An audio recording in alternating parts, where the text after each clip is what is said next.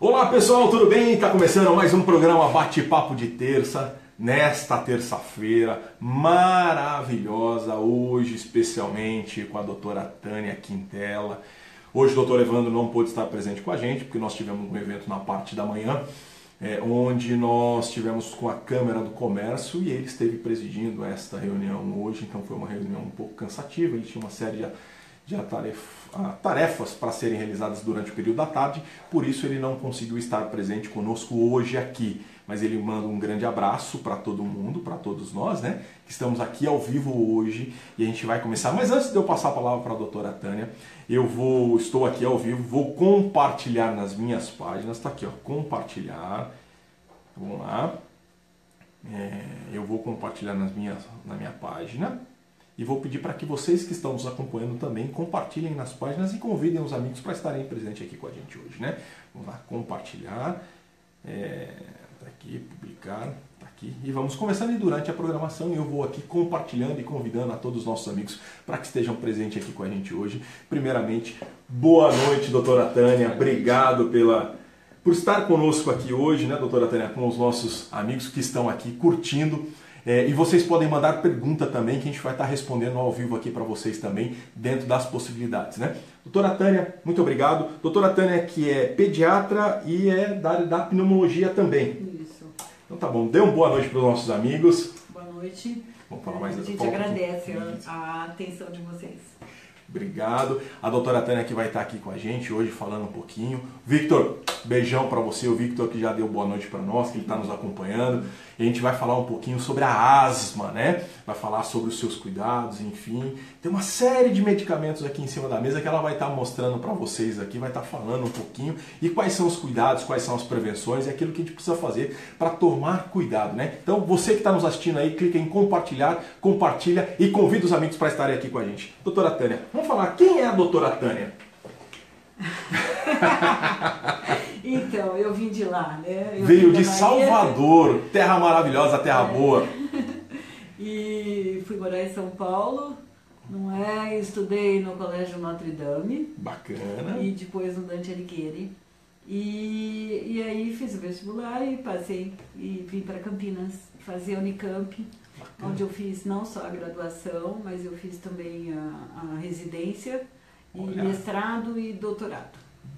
E depois eu acabei indo trabalhar no Comitê de Doenças Respiratórias da Sociedade Paulista de Pediatria. Bacana. E acabei então me especializando em pneumologia, coisa que eu já tinha começado com a minha tese de doutorado.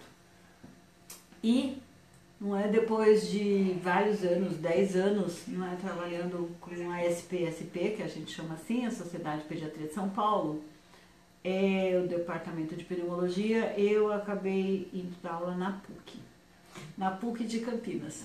Bacana. Eu estou lá na faculdade há 11 anos e no hospital eu já trabalhava antes, há 14 anos. Bacana. Olha, a gente já começa aqui movimentado, as pessoas mandando boa noite aqui. O Silvio Roberto. Silvio, beijão para você, obrigado. Ele que é um acompanhante nosso, todas as nossas transmissões, ele está ali ao vivo com a gente, bacana. O Victor Felipe também, excelente médica, contente de estar ela contigo hoje. O Victor Felipe, que deve ser também um dos seus pacientes aqui. O Luiz Gonzaga, Bernardo. Luiz, beijão para você, obrigado pela audiência. A Nica, do João, ela fala assim, ó, que linda, quanto tempo, ela foi pediatra do meu filho Laio, ó, bacana, maravilha. Então vocês vão mandando as perguntas para cá, a gente vai estar falando, vai estar conversando, vai tirando todas essas dúvidas que vocês têm aqui, tá? E depois que você se formou aqui na PUC, você tá na PUC já há um tempo, você fez Unicamp, depois você foi fazer especialização, é isso? Não, você foi para pneumologia. Já fiz tudo na Unicamp. Já fez tudo na Unicamp? Até o doutorado. Olha, bacana. Nossa, eu fiquei dentro da Unicamp muitos anos. 6 de faculdade, 2 de residência, 5 de doutorado, e 5 de mestrado e 6 ou 7 de doutorado. Bacana, você viu quanto que ela estudou, então tá achando, ser médico é fácil. Não, não é fácil não, você viu quanto ela está estudando. Deu o quê? Uns quase 30 anos de estudo. Muito tempo. E continua estudando constantemente para se atualizar. E isso que é importante, então ela está ali. E por que foi para essa área da pediatria? O que te chamou a atenção, doutora? A pediatria, eu ia fazer infectologia, né? E aí um dia eu encontrei com a minha professora, já tinha começado os exames, né, para selecionar os residentes, e eu encontrei com a professora Silvia Brandalize, que era coordenadora dos residentes, preceptora dos residentes da pediatria, e ela me avisou que a sala tinha mudado, a sala onde ela ia fazer as entrevistas, e eu falei para ela, mas eu não vou fazer pediatria, professora, eu vou fazer clínica, que eu quero fazer doenças contagiosas. E daí ela falou assim, imagina, você tem que fazer pediatria, porque pediatria é o único momento na vida do indivíduo que você pode intervir e mudá-la para sempre. Olha que bacana. Então como é que é? É a única situação que você pode intervir e pode mudar a vida da pessoa para sempre. Sempre. Bacana, olha só, aí você viu como as coisas mudam. E você sabe que aqui a gente já está agitado aqui, as pessoas estão aqui, estão curtindo, estão clicando. Lembrando que você pode clicar e compartilhar. Convida os amigos para estarem presentes aqui com a gente. Compartilha na sua página e convida os amigos para estarem aqui com a gente. Olha, o Victor colocou assim, ó, que ele coloca que você é pediatra dos filhos deles, do Vicente e do João Victor. Olha que bacana. Aí a Rosana Pacheco, ela tá lá em New Jersey. Beijão pra você, Rosana, ela que tá lá em New Jersey, tá acompanhando a gente ao vivo aqui. Beijão pra você. Ela coloca aqui, olha, não acredito, a pediatra do Bruno, do filho dela, que é meu primo. Beijão pra vocês, obrigado pela audiência. E ela tá aqui, ó, médica maravilhosa, ela coloca, tem saudades de você.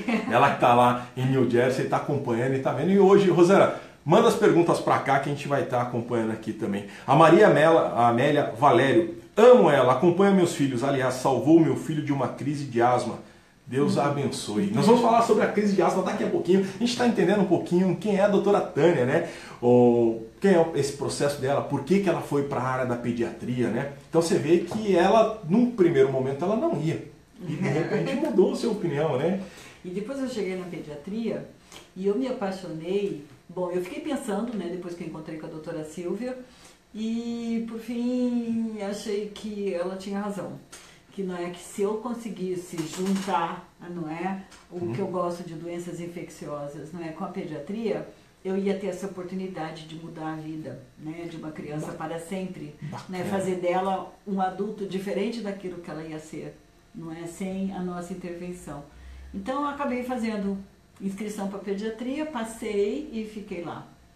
E me apaixonei logo de cara por aleitamento materno.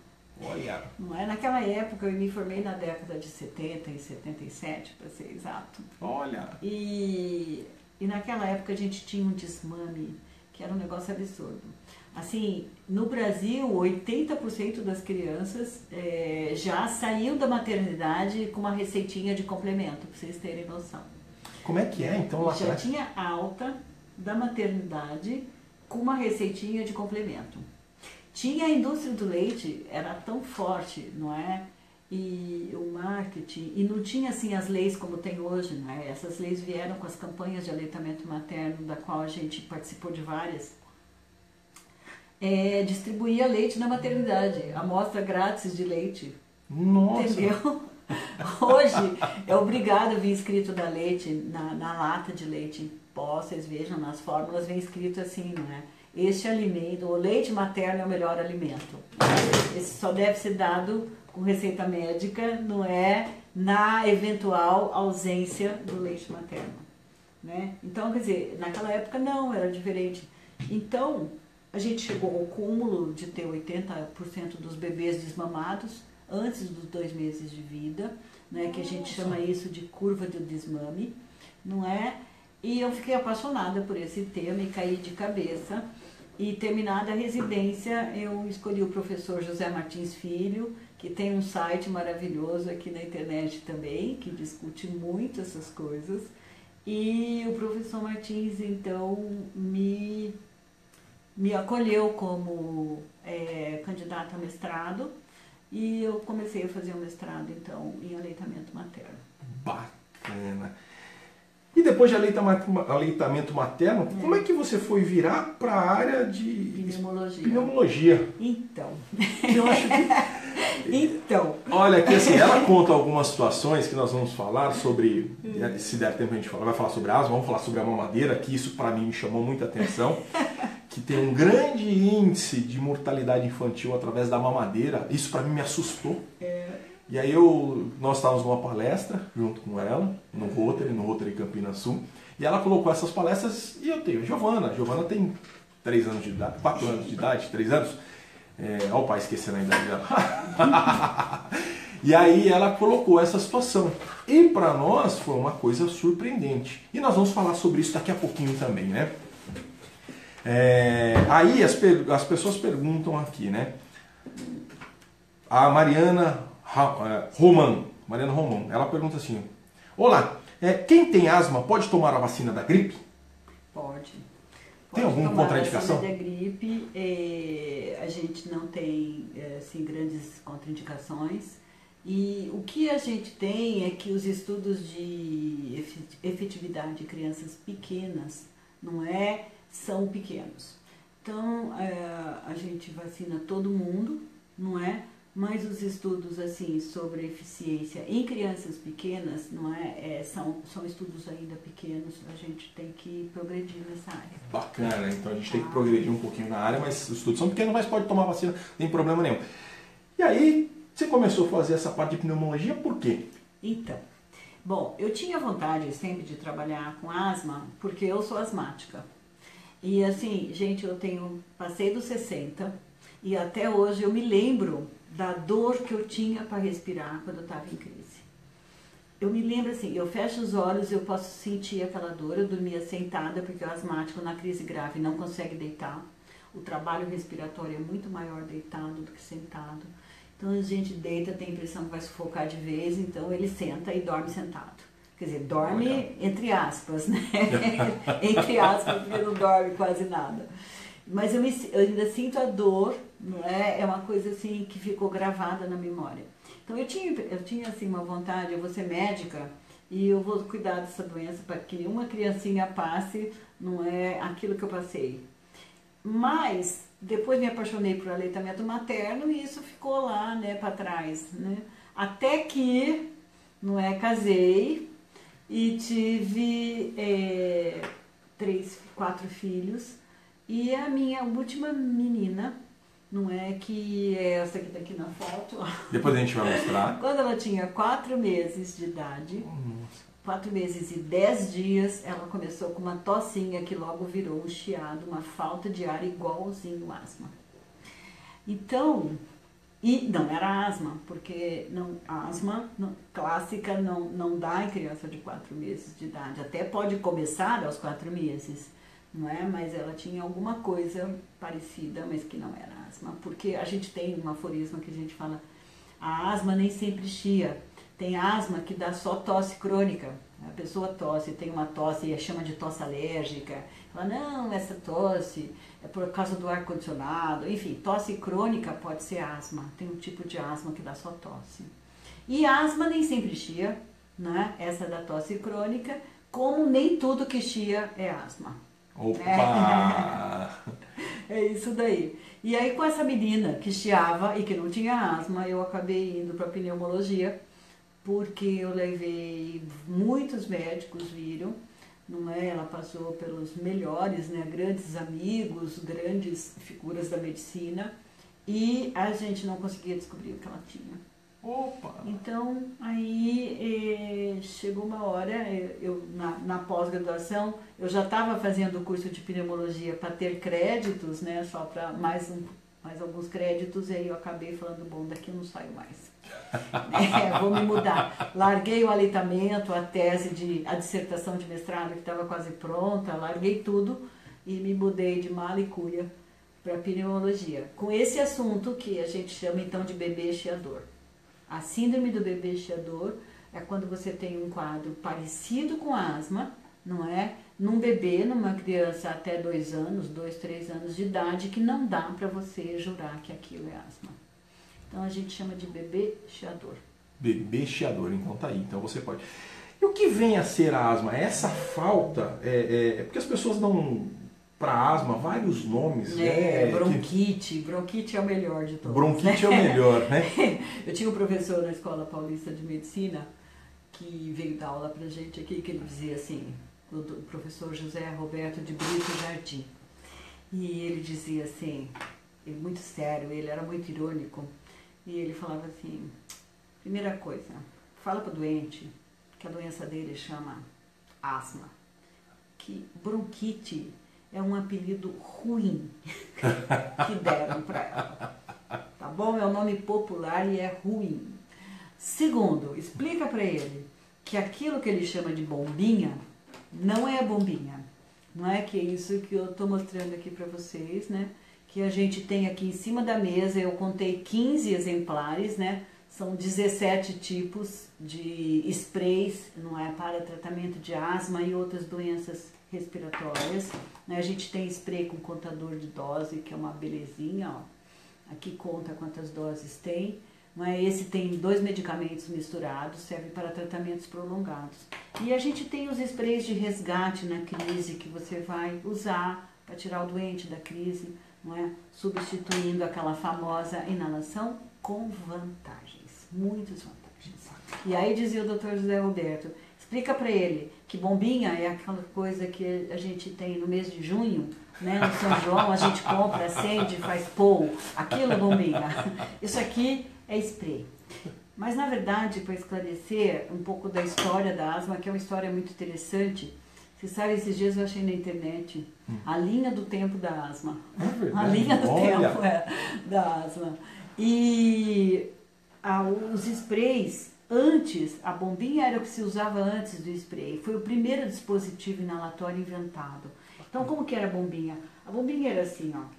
Tinha um negócio que era um plástico, era um vidro, em vidro mesmo. Esse vidro tinha um buraquinho aqui por onde entrava uma mangueirinha, tinha uma abraçadeira de borracha. E no fim dessa mangueirinha tinha uma pera de borracha igual a essa dos aparelhos de pressão, sabe? Sim. Então você colocava a boca aqui dentro, quando você tirava, tinha um caninho, que nem aqueles desodorantes, que se tira a tampa, tem um canudinho. Então tinha o canudinho, você colocava isso aqui na boca e bombava o remédio. Então isso chamava bombinha. Hoje, a única bombinha que vocês têm disponível para ver, né? Além do Museu de Asma na Inglaterra, a única bombinha que vocês têm para ver é no filme Diários de Motocicleta, da adolescência do Che Guevara, quando ele viaja de moto pela América Latina, não é? E ele era estudante de medicina e tinha asma, né? Então, ele tinha asma? Tinha uma asma gravíssima que acompanhou ele até o final da vida. Olha que bacana. E podia ter morrido dela antes de ter morrido da caçada que a CIA fez com ele, a ele. Então no filme aparece ele tendo uma super crise e o amigo dele, que é o fotógrafo que fez aquela famosa foto dele com aquela boina, que todo mundo tem um pôster, ou tinha, né? Na minha época de estudante, todo mundo tinha um pôster do Che Guevara no quarto. Aí, aquele amigo fotógrafo corre na mochila dele e tira uma legítima bombinha e faz nele e o salva. O salva porque ele estava numa crise muito grave. Bacana. Né? Então aquilo era uma bombinha. Não tem mais nenhuma para mostrar. E como é que apareceram os sprays? Porque em 1956, nos Estados Unidos, uma menina, uma adolescente que tinha asma, falou para o pai dela que era engenheiro, não é, da 3M ou de uma outra empresa grande aí, e falou assim, ô pai, por que você não põe o meu remédio de asma no spray de laque da mamãe? Olha, que bacana, olha que Entendeu? história. As mulheres arrasando. E ele ficou pensando aquele negócio e um ano depois ele apresentou o protótipo do que a gente conhece como spray. Do spray para bombinha, a diferença, assim, gente, é a água e o vinho, tá? É tão diferente, porque, sabe, quem gosta de água, né? Quem gosta de vinho não gosta muito de água. O spray, ele é um método inalatório, assim como a bombinha, só que a bombinha, como você bombava o remédio, não tinha a dose certa, dependia da força que você aplicava na pera de borracha, certo? Uhum. E o remédio que tinha ali dentro daquele frasquinho, né, como eu dei aqui o exemplo, era um remédio que hoje não se usa mais, porque tinha muitos efeitos colaterais, principalmente pro lado do coração. Então existe o mito, bombinha mata, bombinha faz mal pro coração, tá? Só que isso aqui não é bombinha, isso é um spray, e esses sprays, eles são dosimetrados. O que é? Eles têm uma câmara de dosificação aqui dentro, não é? Aonde não é o reservatório com o gás e o remédio encaixa, e toda vez que eu aperto, sai sempre a mesma dose. Então chama-se spray dosimetrado de alta tecnologia. Esse gás foi mudado há 8 anos mais ou menos. É um gás novo que chama HFA, o hidrofluorocano, porque o gás antigo era o CFC, que agredia a camada de ozônio. O CFC, para cada molécula de CFC, que era o clorofluorocarbono, ele destruía 1 milhão de moléculas de ozônio. Então, em 2008, na ECO em Kyoto, na ECO conferência em Kyoto, foi decidido, chama-se Protocolo de Kyoto. Protocolo de Kyoto. O Protocolo de Kyoto decidiu pelo fim, banir os sprays com CFC, e hoje a gente só tem spray com HFA, que é muito melhor, porque ele dá uma névoa com partículas muito mais finas, numa taxa muito maior de partículas finas do que o CFC dava.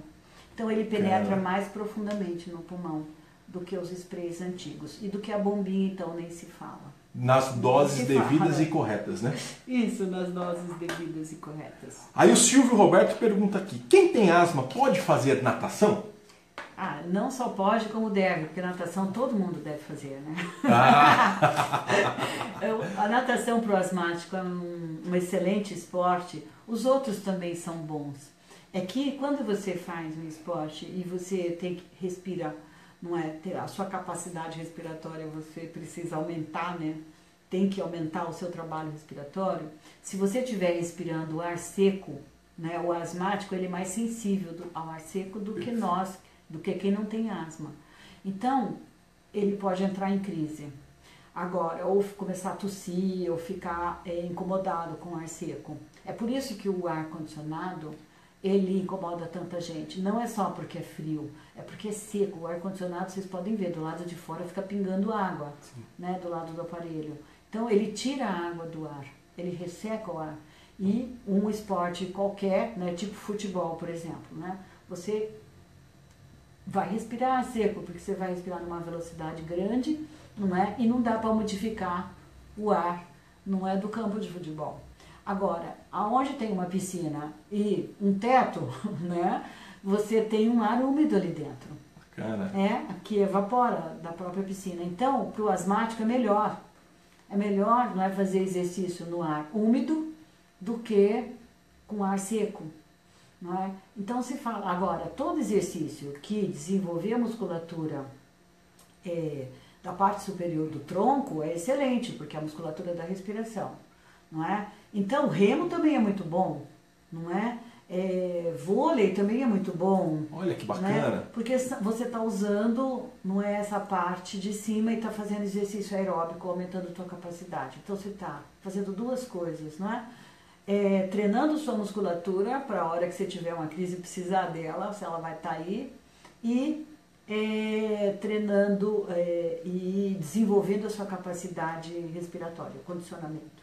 Bacana. Essa aqui era a pergunta do Victor Felipe, que ele tinha colocado, se ar-condicionado piora, atrapalha, se não é recomendado quando está em crise ou se não tem nada a ver. Como você respondeu que tem problema com ar-condicionado, sim. Tem. E ele coloca aqui, é possível estar resfriado, gripado e não estar atacado de asma? Ou elas estão correlacionadas? Estão sim. Muito bom. A gente tem 2 tipos de inflamação na asma. A asma é uma doença inflamatória. Perguntando o que é a asma, por definição, tá? A asma é uma doença inflamatória crônica. Ou seja, é um defeito de fábrica. Ninguém sara da asma. Né? A asma fica boazinha, te deixa assim 20 anos sem crise, como eu estou agora. Eu tinha crises assim mensais até os 15 anos, né? Perdi tanta prova, eu me lembro assim, lembranças da infância, eu fazendo prova na diretoria, porque perdi a prova. E depois as crises foram variando, e agora faz 20 anos que eu não tenho crise, tá? Mas se perguntar, você tem asma? Claro que eu tenho asma. Eu sou asmática, tá? Porque isso é um defeito de fábrica. Você nasce com este defeito e mais um, que é, você nasce com essa inflamação crônica, que é muito pequenininha, que pode não desenvolver nunca, você pode até nem apresentar a tua asma, não é como uma doença assim, você pode ter umas crises aqui ou outra, que ninguém nem vai falar que é asma, não é? Você vai ao médico, o cara acha que é só uma gripe forte, passa lá uns remedinhos, você melhora, tá? Então, essa inflamação crônica é a definição da doença, é uma doença inflamatória crônica. Agora, junto, né, vem o outro defeito. Além da inflamação, vem um defeito que é a hiperreatividade brônquica. O que é? A capacidade... O que é isso? A hiperreatividade brônquica é o que o nome está falando. É a capacidade do brônquio de reagir exageradamente. Entendeu? Então, você respira, você que não tem asma, pega um resfriado, não é? Fica mais aqui em cima, né? Congestiona o nariz, a garganta raspa, não sei o que, entope, fica mais aqui. O asmático, ele pega um resfriado, não é? E esse vírus do resfriado, ele libera algumas substâncias inflamatórias, que libera para todo mundo, mas no asmático, o brônquio dele já fica histérico e fecha. E aí você tem uma crise com falta de ar, e chiado e tudo mais, entendeu? Então, está intimamente relacionado às doenças virais respiratórias, gripes, resfriados, faringites, laringites, está tudo relacionado com iniciar uma crise, desencadear, que a gente fala. A gente fala, então, você tem uma inflamação crônica e você tem as viroses que desencadeiam as crises, que podem vir com febre e serem confundidas com outras coisas. Nas crianças é muito confundido com o início de pneumonia, não é? E geralmente não tem pneumonia, né? A febre é do resfriado, não é? E a crise é porque pegou um resfriado e o vírus, ele libera então substâncias inflamatórias e o brônquio reage. Bacana. Que essa era a pergunta também do Victor, ele tinha colocado duas perguntas na sequência, a asma pode acabar, sumir, e a pessoa asmática sempre terá? Então ela sempre tem, então ela respondeu aqui a pergunta, Victor, beleza? E ele coloca aqui, né, Atrovent e Berotec. Acho que a gente tem que falar um pouquinho do Berotec, né, que as pessoas têm que tomar um pouco de cuidado quando vai usar, né?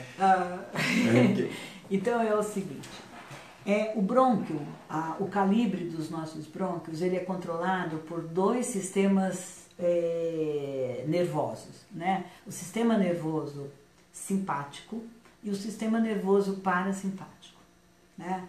Então, esses dois sistemas, eles podem fechar o brônquio, tanto o simpático como o parasimpático. O simpático é o principal, ele fecha com muita potência, então os remédios que a gente tem, não é? Eles são remédios para neutralizar o efeito do sistema nervoso simpático. O sistema nervoso simpático, não é? Ele libera substâncias e tem receptores que a gente chama de beta-2 adrenérgicos. Por quê? Porque a adrenalina, né, é um análogo da adrenalina que fecha o nosso brônquio, tá? Então fecha. E aí você vai dar alguma coisa para dilatar, que você vai estimular os receptores beta-2, não é? Adrenérgicos, receptores beta-2 adrenérgicos que nós temos ao longo dos nossos brônquios. E você vai dar um remedinho para encaixar lá e abrir esses brônquios. Bacana. Entendeu? Então se chama receptor beta-2 adrenérgico, porque é do sistema nervoso simpático, que é um sistema cujo mediador principal é a adrenalina. Então é adrenérgico. E o sistema nervoso autônomo parasimpático, não é? Ele também pode levar a broncoespasmo. Ele tem um receptor que chama receptor colinérgico ou muscarínico. Então se você der um agente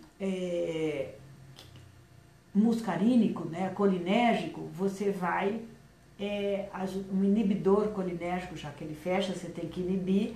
E quem inibe a acetilcolina liberada nas terminações nervosas desse sistema colinérgico são a atropina.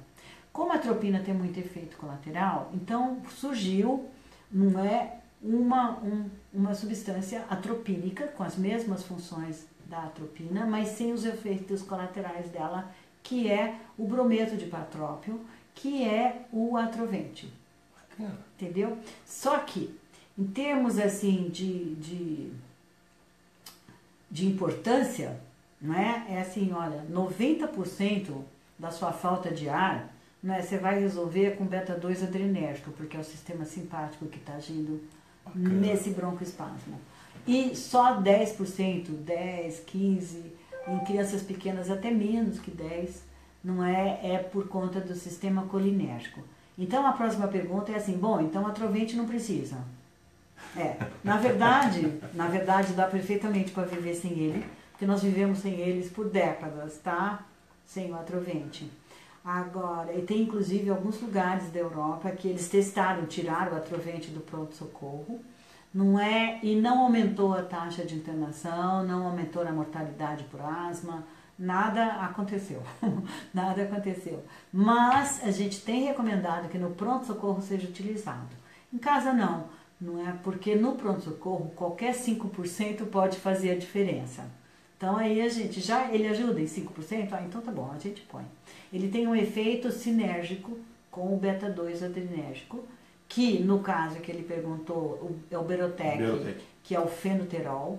Só que o Berotec a gente está abandonando, porque o fenoterol tem muito efeito colateral. E principalmente para o lado do coração. Ele a gente chama ele um beta-2 agonista adrenérgico, não seletivo, porque ele não vai só nos receptores beta-2 agonistas do brônquio, ele vai nos receptores beta-2 agonistas do pulmão, do coração. Entendeu? E nisso, não é, a indústria tem trabalhado bastante, e o salbutamol, que é o aerolin, não é, ele é muito mais seletivo do que o fenoterol, que é o Berotec. Bacana. Então a gente dá preferência ao aerolin. E agora a indústria já lançou nos Estados Unidos e outros lugares da Europa, já lançou, não é, já fez um upgrade no aerolin, olha, que bacana, no salbutamol, que chama levasalbutamol, que é a forma levógera e, portanto, um pouco mais eficiente. E já lançou um outro que chama pirbuterol. Não é? E esses daí, o Maxer, esses daí é porque eles são mais seletivos ainda do que o salbutamol, tá? Então, assim, para o futuro, não é, o que a gente vai ter é salbutamol e os que são melhores do que eles, não é, desde que o preço não seja proibitivo, porque por enquanto, não é, o salbutamol é de graça, né, gente? O Ministério da Saúde está dando de graça, você só tem que ter uma receita, chegar na farmácia e o farmacêutico escaneia a receita, põe no site do Ministério, põe o seu CPF e acabou. Perfeito. Você leva para casa, porque este é o programa brasileiro, não é, de asma do Ministério da Saúde, que foi coordenado, foi distribuído, aconselhado a todos os países pela Organização Mundial de Saúde e o seu programa de asma que se chama GINA, que é Global Initiative for Asthma. Você pode procurar na sua farmácia. Primeiro você tem que ter a receita, lembrando. Pega a receita, vai na farmácia, se não me engano tem que ser as farmácias populares, né? Grandes redes que tem lá o programa Farmácia Popular, você recebe o medicamento de graça. Então, está aí uma dica para quem tem a sua asma, pega a receita, vai na farmácia que tem o medicamento de graça. Adriele Lopes, ela coloca aqui. Adriele, beijão para você, obrigado pela audiência. Lembrando, você que está nos assistindo, clique em compartilhar, compartilhe, convide os amigos para estarem aqui com a gente e mande a sua pergunta para cá. A Adriele Lopes, a senhora é demais. Graças à senhora, meu filho nunca mais teve crise. Obrigado. Mando um monte de coraçãozinho aqui para você, doutora Tânia. As pessoas estão aqui.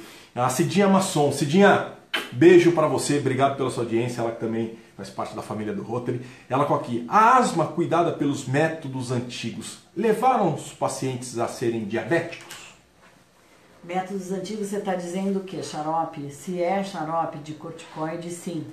Porque um dos efeitos colaterais do corticoide bebido, que tem que é a prednisolona, que a gente tem, e comprimidos para adulto a gente tinha a prednisona, que é a uma vira na outra depois que sofre metilação no fígado.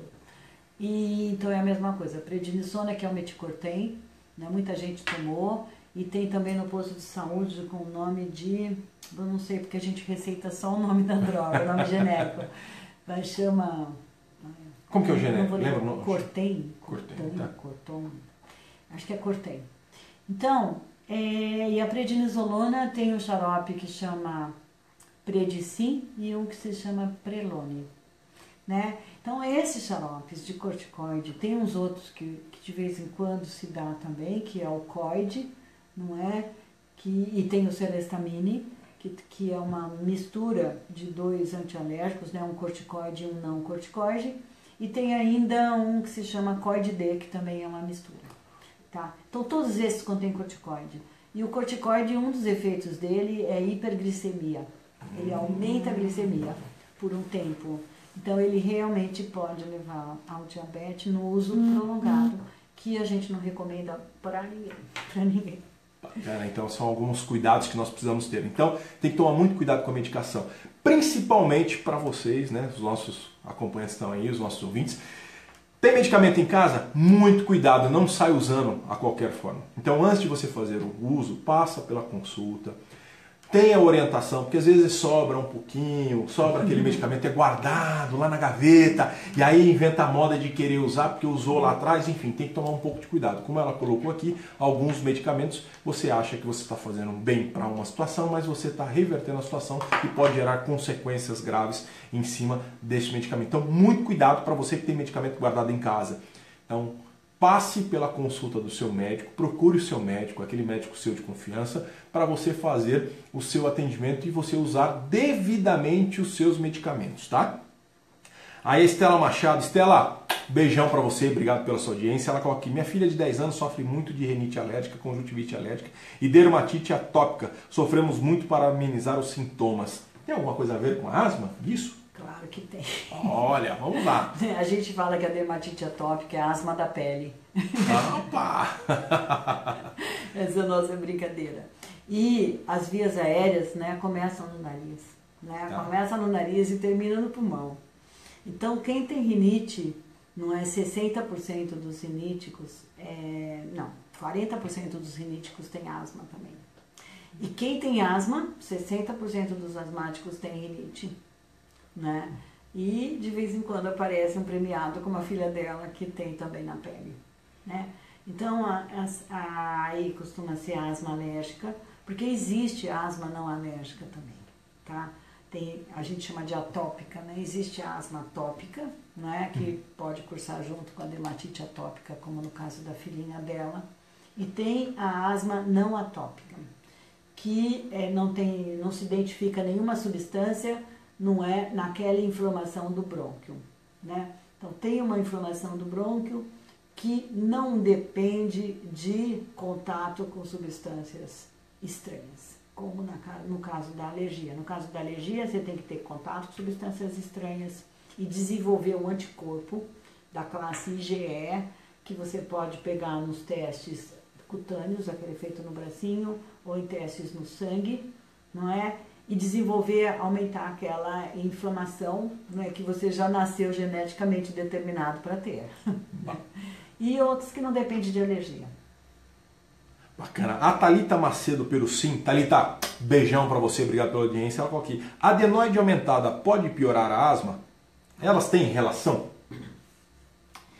Não necessariamente tem relação. A adenoide aumentada tem uma coisa que vê com a idade, né? Um problema da pediatria, né? Da pediatria, porque a adenoide é um órgão de defesa, na verdade. Ela faz parte do sistema imune, não é? E ela é formada do mesmo tecido linfóide que é formado as amígdalas e que os gânglios também. Quando a gente pega alguma doença que desenvolve gânglios, esses gânglios são de tecido linfóide. E a adenoide também é de tecido linfóide. Então, eu imagino que a natureza botou a adenoide ali pertinho da entrada dos seios da face para nos defender contra a sinusite e outras coisas. O tecido linfóide, ele fabrica anticorpos in loco, tá? Ali. Além de ter um que fabrica no sangue, não é? tem o que fabrica em loco. Então, esses órgãos fazem isso. Os gânglios grandes, né, a amígdala adenoide. Agora, quando ela cresce demais, ela começa a atrapalhar. Porque aí ela começa a ocupar espaço e diminuir, então, o espaço para a respiração. Né? E a criança começa a dormir de boca aberta, e aí o catarro que tem que sair demora mais para sair, porque está tudo ali dificultando passar. Né? Pode juntar catarro no ouvido, pode fazer sinusite crônica, e tudo isso vai piorar a asma, lógico. Lógico, né? Você fica pegando um monte de coisas aqui em cima, né? O pulmão que está lá embaixo vai sofrer as consequências. Bacana. Então você que está nos acompanhando aí, você que está nos assistindo, clica em compartilhar. Lembrando que você está aqui no Bate-Papo de Terça, toda terça-feira às 19h30. E hoje com a doutora Tânia Quintela, que está aqui com a gente, tirando as dúvidas, né? Então você que tem dúvida, manda para cá a sua pergunta, que a gente vai estar tentando responder dentro das necessidades aqui, dentro do nosso programa que a gente está aqui, já está falando um tempão, né? E a Cidinha Masson, ela colocou assim, ó, valeu, é isso mesmo, né? Tivemos uma pessoa na família que tratava exatamente com esses xaropes, e ela sofreu muito devido à diabetes e à asma. Então tem que sempre tomar um pouco de cuidado, né? E todo esse medicamento, nós temos aqui, são 11 tipos aqui, não, teoricamente? 3, 6, 7, 9, 11, 13, 14, 14, 15. 15. A gente tem 15 tipos de sprays, olha. Não é? E a gente tem sprays para tirar da crise e sprays para tratamento, para diminuir essa inflamação que eu falei, que a pessoa nasce geneticamente programada para ter, né? Então, se ela desenvolver muito essa inflamação, ela vai ter crises frequentes. E então a gente precisa diminuir a frequência da crise para aumentar a qualidade de vida, né, gente? Perfeito. Porque ela tem a crise assim só quando ela pegar uma gripe forte, quando ela pegar aquele resfriado horroroso, ou respirar mofo, entendeu? Umas coisas assim. Recentemente eu atendi uma menina, ela se chama Luciana, uma menina não, uma moça de 20 e poucos anos, que foi fazer um intercâmbio na Irlanda, e quando chegou lá, ela teve que limpar o quarto que ela ia ficar, e o quarto estava cheio de mofo e pó, e ela entrou em crise de asma, e ninguém conseguiu tirar essa moça da crise. Ela ficou 2 meses em crise, indo ao médico, indo ao outro e tal, lá na Irlanda, que a gente pensa que tem uma medicina, assim, milhões de anos na nossa frente, mas na verdade não é igual. E ela acabou voltando para o Brasil, porque não conseguiu controlar a crise lá, desencadeada por mofo e poeira. Sabe a casa da praia? Fica fechada lá, um ano que você entra, tá aquele cheiro, aquilo lá. Olha, até para quem não tem asma já é horrível. Agora, para quem tem asma e rinite, não é? Recomendo não entrar. Manda alguém limpar. Manda alguém limpar. Maleiro, sabe? Eu resolvi fazer uma limpeza nos maleiros, uma faxina no maleiro. Não, isso não é para asmático. Se você for fazer isso, você tem que fazer de máscara, para não respirar. Nem pó e nem fungo, nem mofo. Tá bom? Ah, bacana. Aqui, olha, mostrei alguns, mas tem muito mais, viu, gente? Olha, esse não é o recente, né? Tipos. Esse não é o recente. O mais recente que nós temos agora, que se mudou, é aquela... Não. Esse aqui são os sprays para serem usados com os espaçadores. Então, os espaçadores, a gente poderia correlacionar isso como um novo aparelho de inalação, que não é novo coisa nenhuma, porque existe desde 1990 no mundo inteiro, então não está tão novo assim. E a minha filha tem 27 anos, foi a primeira pessoa em que eu usei um espaçador, foi nela. Bacana. Porque até então eu só receitava inalação. Como as inalações não faziam efeito na menina, a gente procurou um método mais eficiente, e na época não era pneumologista, e eu improvisei um espaçador caseiro, primeiramente, porque não tinha no Brasil, você tinha que encomendar na loja, chamava Allergo Shop, tinha que encomendar na Allergo Shop para vir um espaçador. Agora não, a gente tem espaçadores aí, inclusive esse modelito aqui, olha, chama Macrolife, e ele é uma franquia chinesa, aliás, acho que ele é chinês e o Brasil importa, e aqui em Campinas a prefeitura distribui. Bacana. Distribui com máscara infantil e com uma máscara grande que é para idoso, porque o idoso nem sempre consegue fazer como a criança grande e o adulto. Por que usar essa daqui e não usar direto? Ah, então essa é um erro muito comum, né? Olha. Principalmente adulto, acha que pode usar um spray na boca, assim, né? Ou a 2 dedos da boca. A 2 dedos da boca ainda vai, mas pôr na boca, gente, gruda 50% vai ficar na cavidade oral. Vai grudar na língua, vai grudar na bochecha, vai enterrar na garganta e esses lugares não tem asma, precisa ir para o pulmão. Então, quando você usa o espaçador, né, você conecta aqui o spray, você põe aqui, se aperta e aí você respira e você puxa isso aqui e vai fazer uma curva aqui, ó, descer para lá. Bacana. Agora, se puser direto, com essa velocidade que sai o jato, porque tem um gás aqui dentro, sai um jato, uma velocidade grande, vai ficar na cavidade oral e um tanto vai enterrar na garganta. Então, não é para usar sem espaçador, porque você está jogando o remédio fora. Só isso, né? E diminui, logicamente, o efeito. Bacana, então você viu que tem uma técnica aí para você utilizar, então você tem que usar o espaçador para você ter um resultado melhor.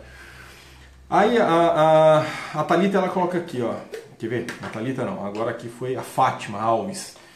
Ela coloca aqui, bombinhas, que não é bombinhas, é spray, né, Fátima? Beijão para você, obrigado pela sua audiência. Bombinhas fazem mal com o tempo? Não. Aí você tem, como eu falei, tem 2 tipos, né, de tratamento para inalatório para asma. Você tem os sprays de resgate, que é para quando está em crise, com tosse, com falta de ar, então você usa, tá? Que deixa eu dar um exemplo parecido. Quando você tem uma infecção qualquer, você toma um antibiótico, tá? Então, o spray de resgate é isso, é para uma questão aguda, uma agudização da asma, como a gente fala.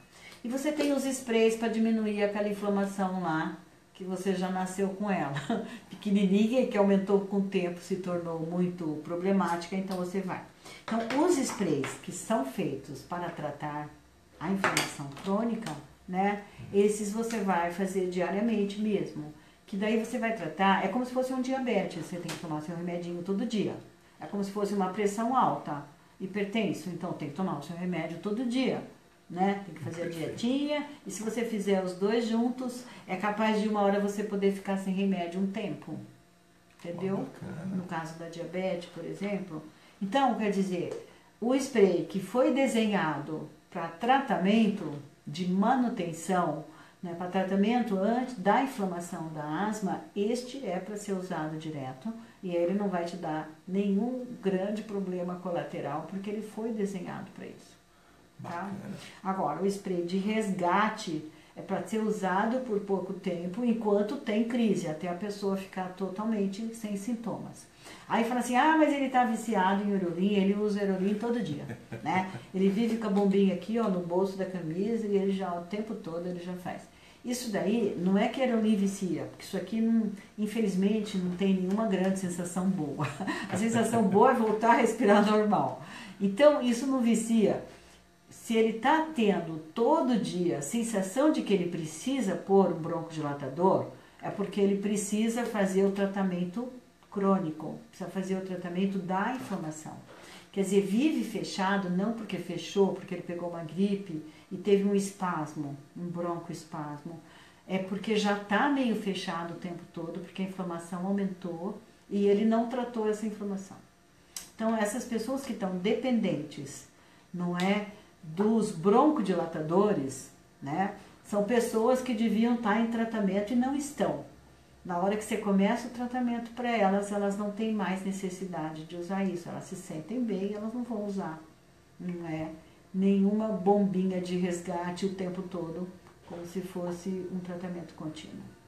Bacana, isso que é importante. Então você que está nos acompanhando, clica aí, compartilhar, compartilha, convida as pessoas para estarem junto com a gente aqui. Convide os amigos, tem pergunta, manda para cá, porque nós já estamos falando há um tempão, daqui a pouquinho a gente está terminando o programa. A Adriele Lopes, ela coloca aqui, ó, minha filha tem pai e irmão com bronquite asmática, recentemente ficou internada com bronquiolite, ela pode ser asmática também? Aí depende da idade. A bronquiolite é uma doença de bebê, bebezinhos até 1 ano, 1 ano e meio, né? Com 2 anos a gente já acha meio estranho ter bronquiolite com 2 anos. E muitas vezes Não é a criança que vai ter asma, que já nasceu programada para ter asma, não é? Ela começa a sua asma logo depois da bronquiolite. Então é muito comum a mãe dizer assim, ai, o meu tio, o meu primo, o meu irmão tem asma, mas eu não tenho. Daí eu casei e na família do meu marido também tem alguns parentes dele com asma. E aí nossa filha teve bronquiolite com 7 meses e depois disso ela tem tido crises frequentes de chiado no peito. Né? Então isso, o que aconteceu?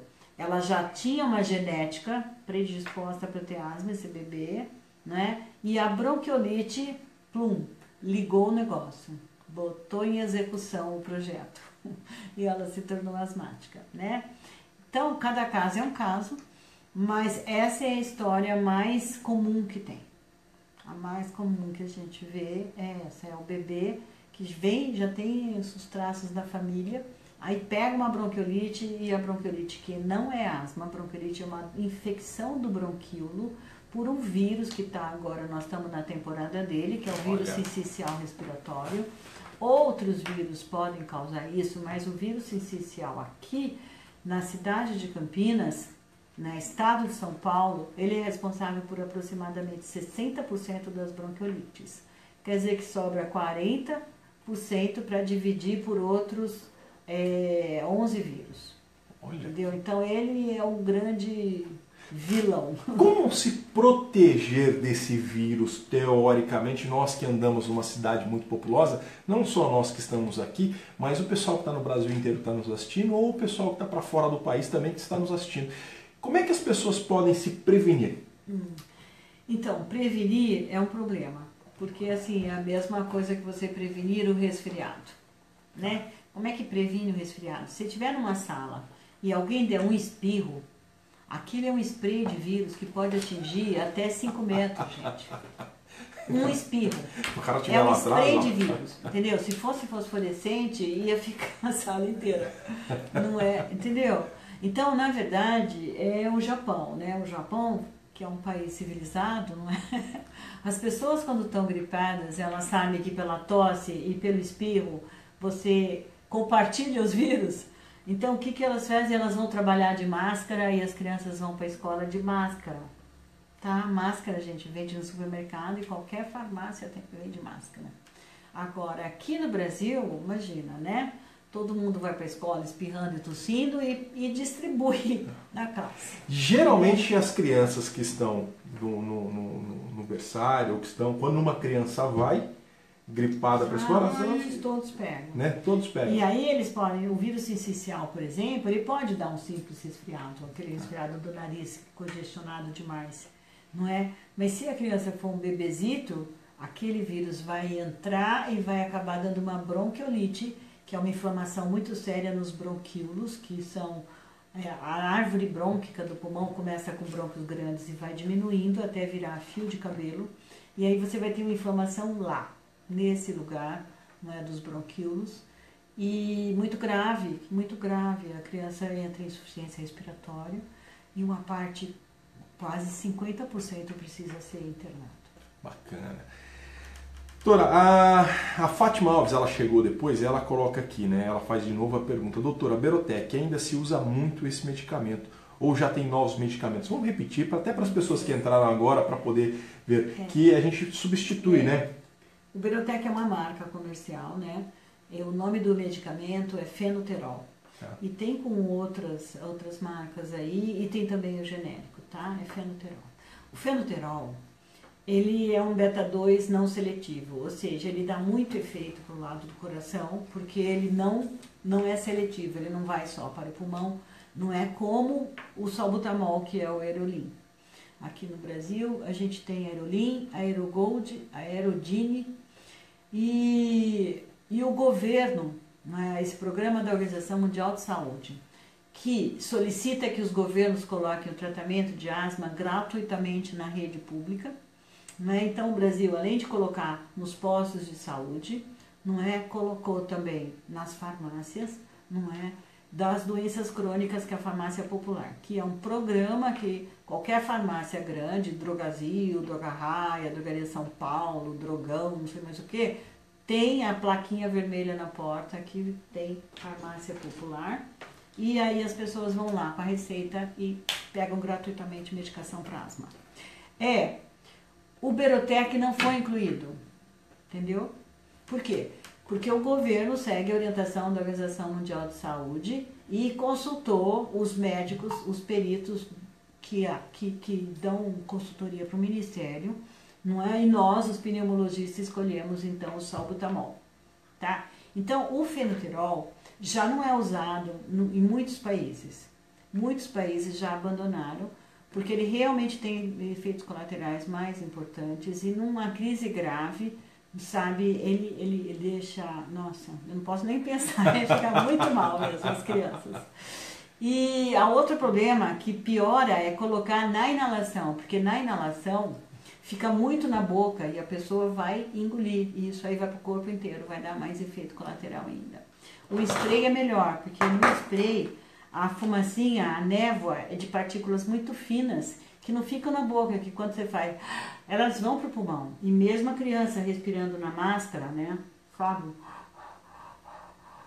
Ela vai para o pulmão porque a fumacinha, a névoa, tem partículas muito pequenas, muito menores do que a da inalação.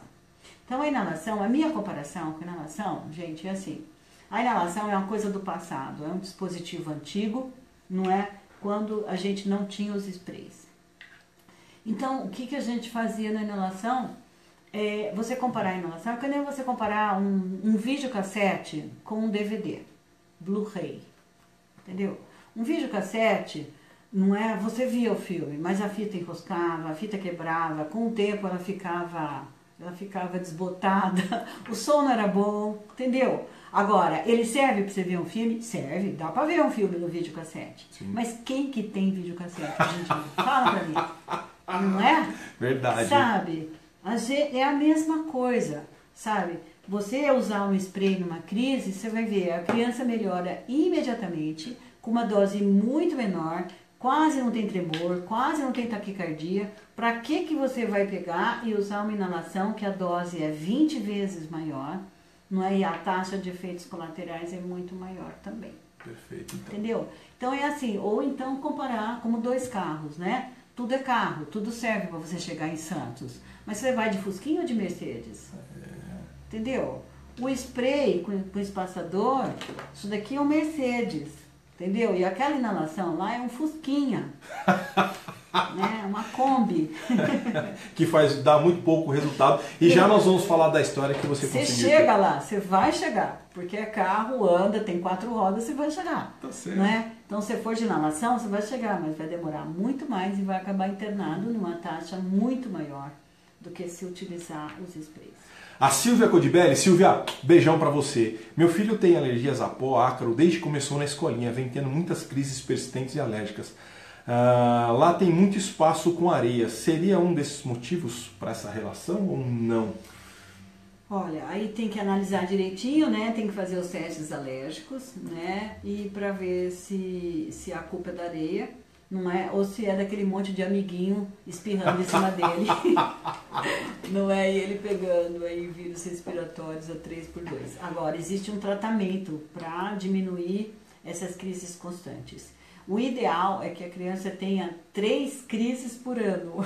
Olha. Por ano. Olha, né? Presta atenção. Uma crise a cada 3, 4 meses. Este é o ideal. Isso aí se chama doença controlada e bem tratada. Se não está assim, tem que fazer algum tratamento para diminuir, tá, a frequência. Ó, aí, vamos voltar aqui. A Lúcia Costa Cardoso. Lúcia, beijão pra você, obrigado pela sua audiência. Ela aqui, ó. Conheço pessoas que foram asmáticas na infância e adolescência, na idade adulta as crises desapareceram. No entanto, elas voltam a ter crises de asma na idade madura? É comum isso acontecer? Como ela colocou... Pode acontecer, seguramente que pode acontecer. Tanto que eu disse, é um defeito de fábrica, né? Se você estimular bem, né, agredir bem esse brônquio, vai ter uma crise, sim.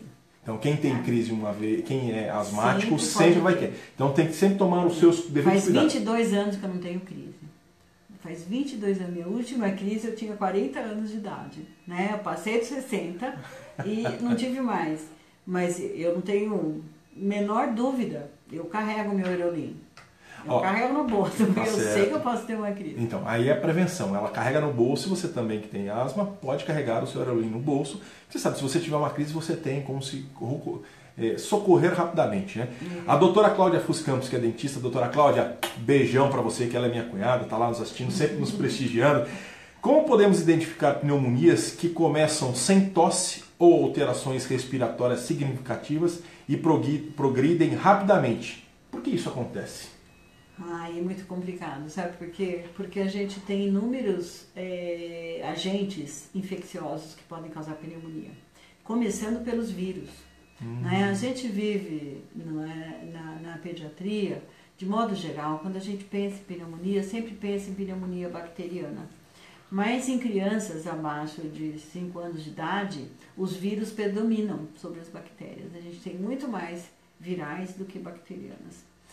E existe também um outro tipo de agente, que sem ser o da pneumonia clássica, que são as bactérias chamadas atípicas, que são bactérias que parecem vírus. Então as pessoas estão muito bem testeando o peito, uma típica crise de asma, como se fosse só asma, e na verdade elas estão fazendo uma pneumonia por bactéria atípica. Então, é muito difícil a sua pergunta, não é? Porque aí teria que analisar para saber, sabe, o que tinha no hemograma, o que tinha não sei o que, para poder direcionar, não é, de que tipo exatamente de micróbio a gente está falando. Bacana. Quero mandar um beijão para todo mundo que está nos assistindo, então clica em compartilhar, compartilhe, mande as suas perguntas, que daqui a pouquinho a gente está terminando o programa aqui, ó. Lembrando que o Bate-Papo de Terça vai ao ar toda terça-feira às 19h30 ao vivo, e hoje com a doutora Tânia Quintela, que está aqui hoje nos prestigiando, nos dando essa aula. Ela que é professora lá na PUC, né? Professora na PUC, tem mestrado, doutorado, enfim, e ela faz esse trabalho maravilhoso e hoje está nos prestigiando aqui. Então clica em compartilhar. A Maria Amélia Valério, Maria Amélia, beijão para você, obrigado pela sua audiência. Ela coloca aqui, ó, tosse seca durante meses em idosos que nunca tiveram crise de asma anteriormente. Podem ser asmáticos? Pode. Pode, é uma das hipóteses. Existem outras, né? A tosse crônica é um outro capítulo, não é? Que é uma área de pesquisa que eu estou agora. Inclusive, vou apresentar o meu trabalho de tosse crônica, que é uma casuística de 370 crianças com tosse crônica, né? Acima de 6 a 8 semanas de tosse. Olha, 6 a 8 semanas de tosse direto? Direto. E como é que a mãe faz com uma situação dessa? Eu imagino. Coitada das mães, mas sofre muito. Essas tosses, elas têm períodos, não? É de dia, de noite? Tem, dependendo do tipo, né? E a asma, por exemplo, ela dá uma tosse noturna, persistente e matinal, né? Mas ela dá também tosse aos exercícios, né? O menino vai jogar bola e aí para porque começa a tossir, né? Então, a mãe fala assim, olha, eu nunca soube que ele teve asma, mas esses dias eu tive que tirar ele da piscina, porque ele parou, encostou na beirada e ficou assim, né? Cansado, né? Então a gente tem também uma asma que induzida por exercício, né? Então a tosse crônica, ela tem muitas causas, né? São mais de 20 causas, e uma delas é as mamadeiras. Né, mamar deitado. Mamadeira. Vamos falar do assunto mamadeira, que eu sei que tem um monte de mãe que está olhando e está observando, porque mandar um beijo para a Carol, que ela está nos assistindo. Ela virou lá em casa, foi até a pergunta que nós fizemos, né, a Giovana, mamadeira. A Giovana, pelas suas palavras, ela virou em casa e falou assim, agora eu vou tomar leite no copo e no canudinho. Gente, isso é muito comum, sabe? A criança dando uma aula, um baile nos pais, assim, um baile nos pais. Eu vejo muito. Hoje eu ganhei uma chupeta. Bacana. Uma criança de 3 anos, já com o rostinho tudo deformado, usando chupeta. E daí falei pra mãe que não podia. Eles foram embora, a consulta terminou, foi lá na PUC. Daqui a pouco a mãe veio, bateu na porta e falou, ele queria entregar uma coisa pra senhora. E aí me deu a chupeta. Bacana. Então eu já ganhei uma chupeta. Bacana. Vamos falar da mamadeira. Então, porque assim, a mamadeira pode dar crise de asma? Mamadeira pode dar crise de asma. Olha que interessante. é uma bronquite aspirativa. Olha. O que é bronquite? Bronquite é um nome geral, né? Então eu tenho a bronquite do fumante, que é a bronquite tabágica, né? Porque gera uma inflamação específica no pulmão. Eu tenho a bronquite do pessoal que trabalha em posto de gasolina, que respira aquele vapor de gasolina, e aquilo irrita os brônquios e dá uma bronquite, né? Pela gasolina, pelo vapor. E eu tenho a bronquite do pessoal que trabalha em pedreira, né? Respira aquele pozinho de pedra, não é? Uma bronquite por sílica, chama silicose, né?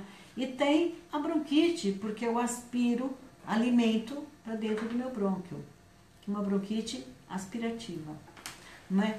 Que é diferente do que a gente chama de broncoaspiração, que geralmente é um episódio onde a pessoa se engasga e aí respira tudo que tem na boca, entra no pulmão. E pode dar uma hemorragia e pode até dar uma parada respiratória. Tá? Então isso se chama broncoaspiração. A mamadeira, as pessoas têm que entender, primeiro, que o ser humano só é mamífero até 1 ano de idade, né? A partir de 1 ano de idade, ele continua tomando seu leitinho, é um alimento importante na vida dele, mas não é mais fundamental.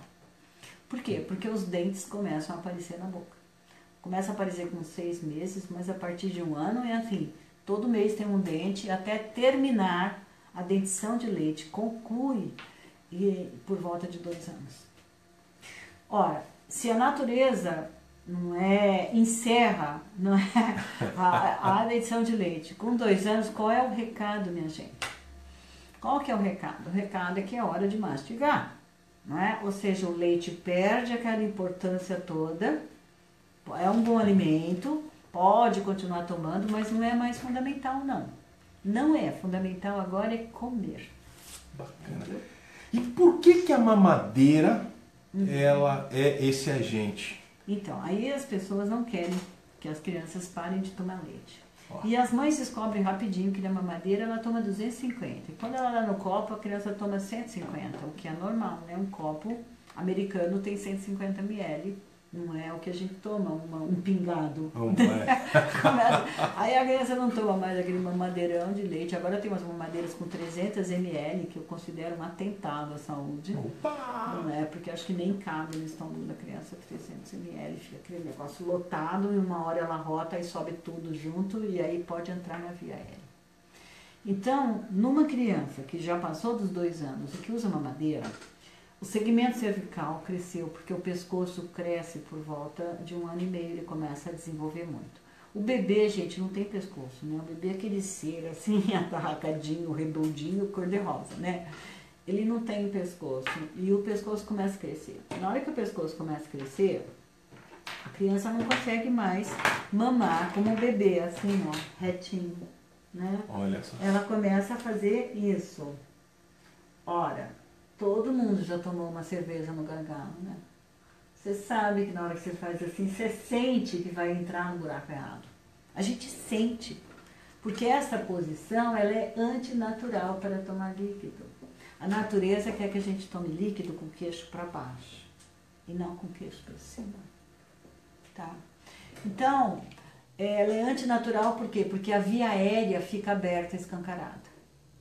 Aí a criança vai tomar 250 ml de leite, que são aproximadamente 4.000 gotas, e não vai acontecer nada. Não vai acontecer nada. Os anjos da guarda se esforçam, eles são bons pra caramba.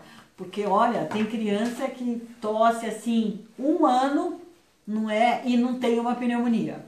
Mas tem aquele azarado, não é?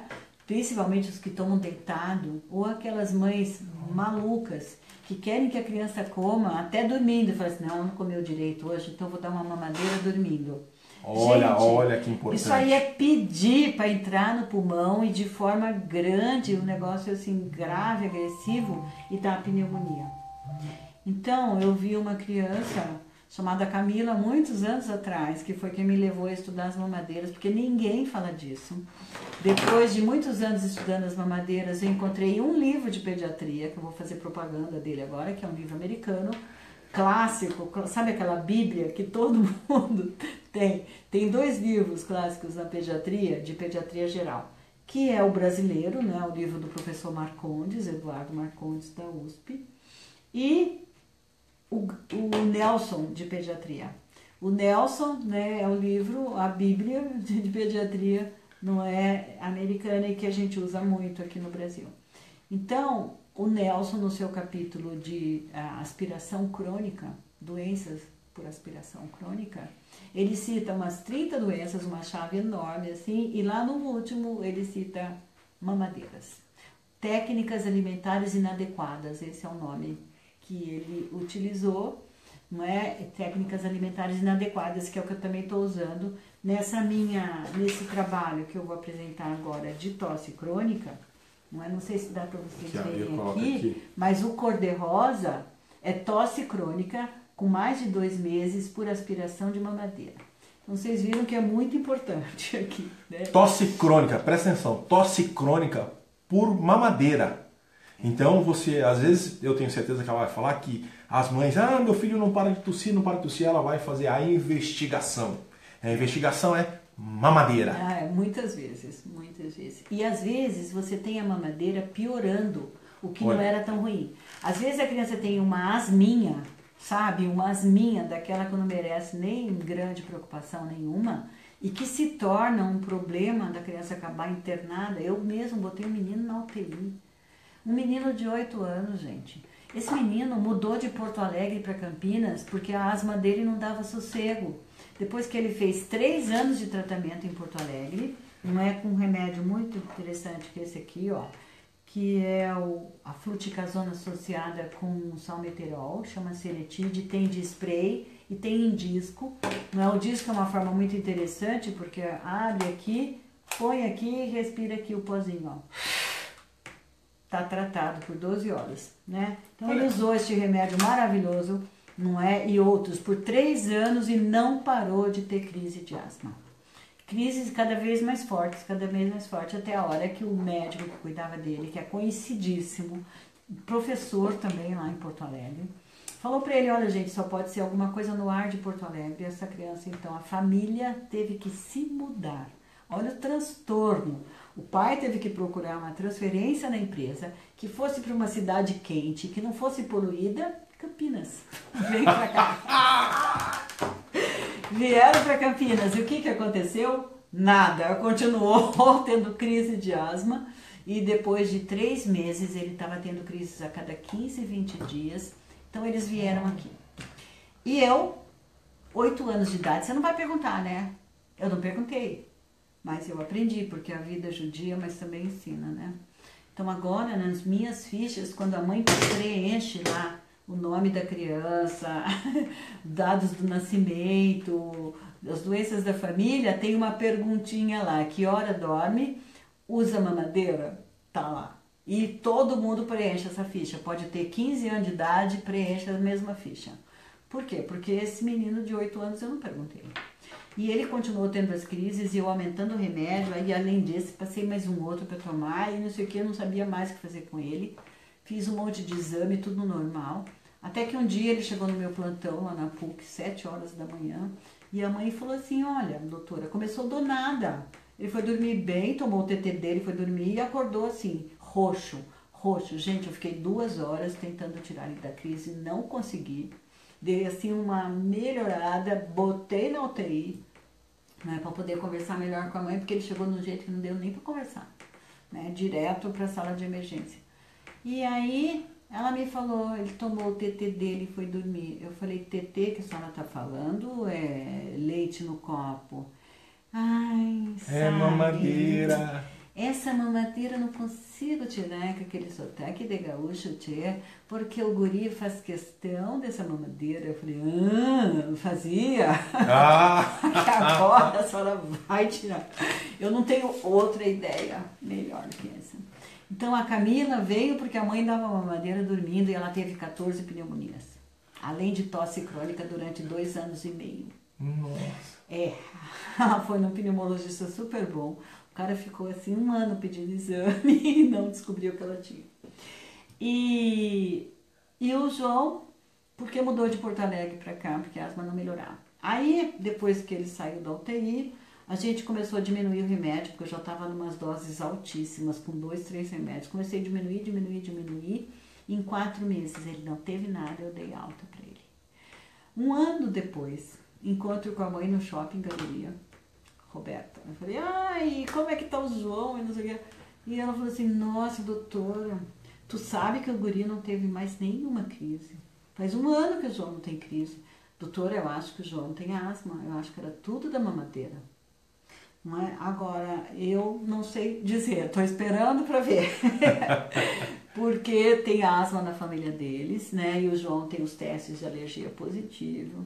Então, o que eu acho é que ele tinha uma asminha michuruca, que não ia dar trabalho nenhum. Que foi potencializada pela mamadeira. Então, para você que tem criança em casa, toma muito cuidado com a mamadeira. Então, você viu, não dá mamadeira deitado, que a gente tem esse hábito. A mãe no seio também, né? Mamar a noite inteira. De noite não é hora de mamar, tá, então, gente? Deus fez a noite para dormir e para namorar. Como criança não namora, tem que dormir. Dormir cedo.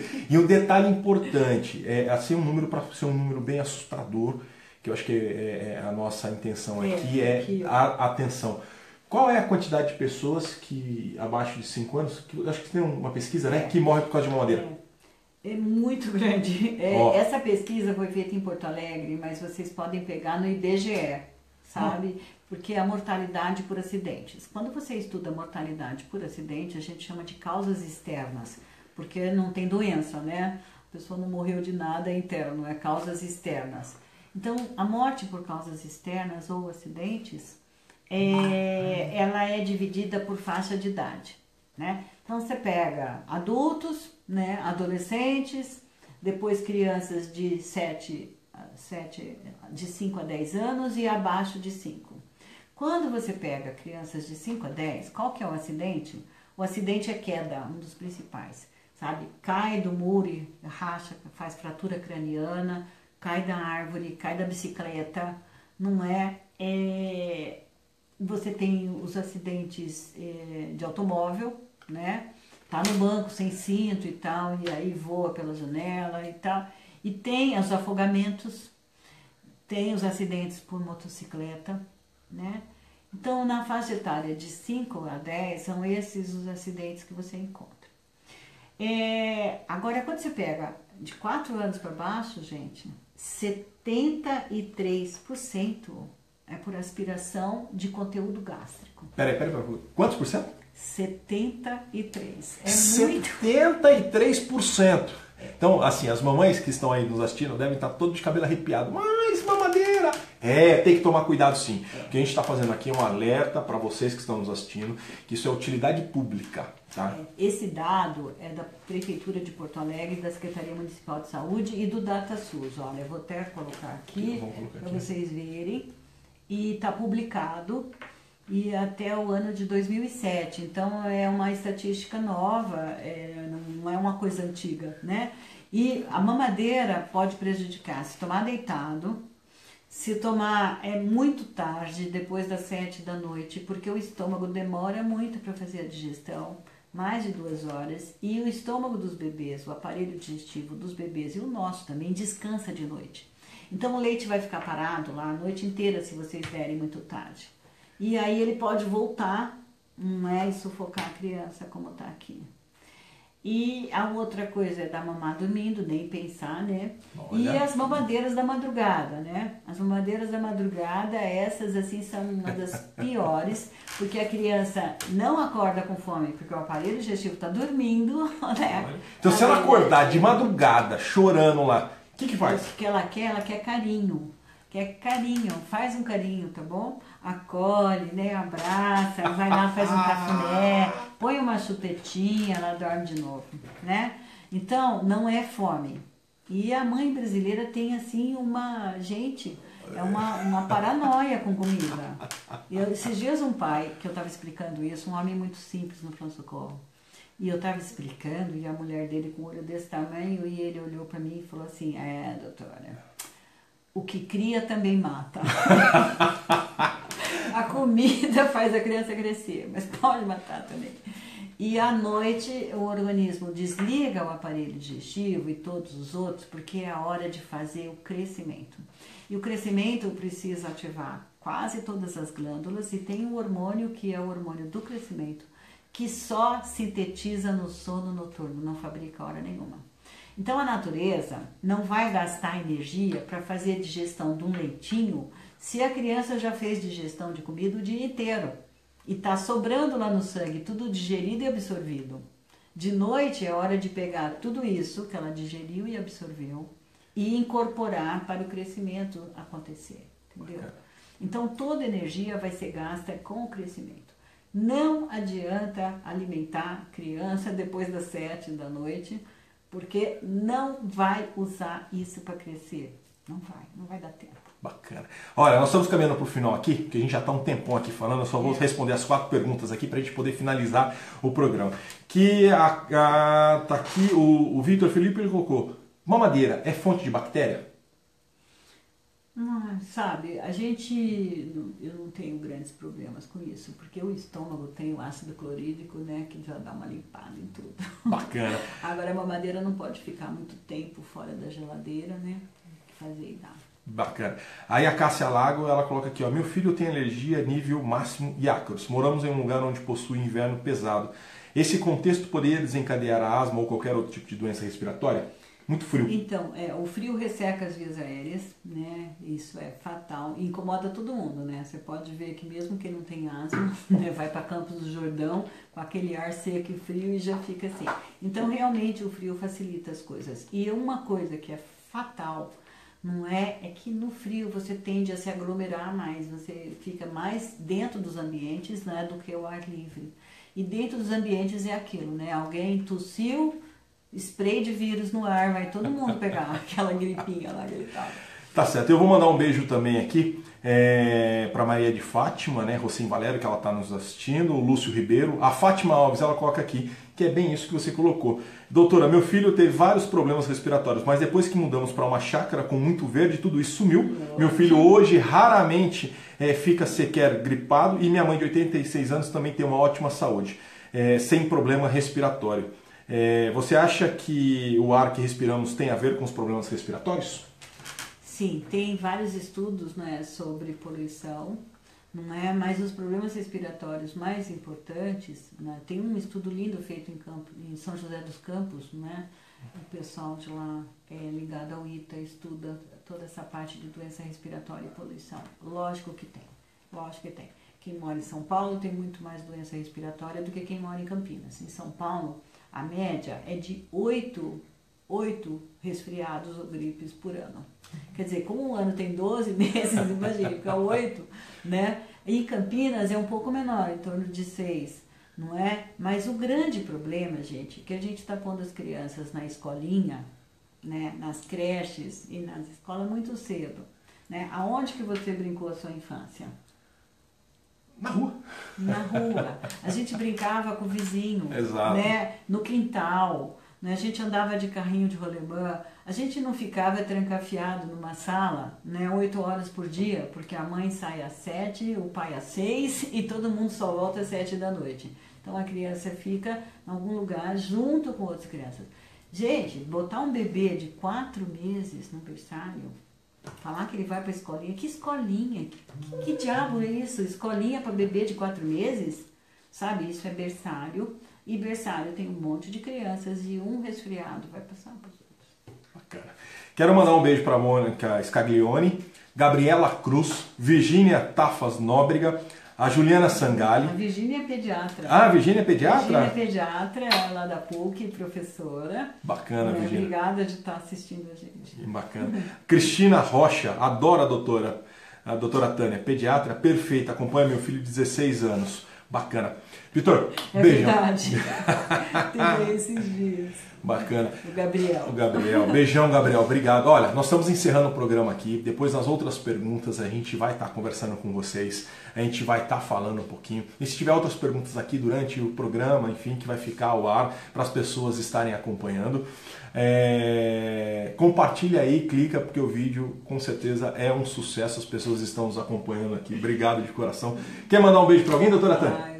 Para todo mundo que está nos assistindo, né? A doutora Virgínia, não é, em especial, um grande abraço. Doutora Virgínia, beijão, obrigado pela audiência que está aqui com a gente. E para vocês que estão nos assistindo aí, cliquem em compartilhar e também sigam a nossa página no Facebook, Bate-Papo de Terça, toda terça-feira às 19h30, ao vivo aqui, a gente fazendo essa transmissão. E hoje, doutora Tânia, muito obrigado de coração. Eu tenho certeza que muita gente ficou de cabelo assustado com a história da mamadeira, mas a mamadeira é pra gente poder ficar esperta de uma maneira da gente conscientizar e fazer um belo trabalho. Beijo pra vocês, obrigado e até semana que vem no Bate-Papo de Terça. Valeu, beijo!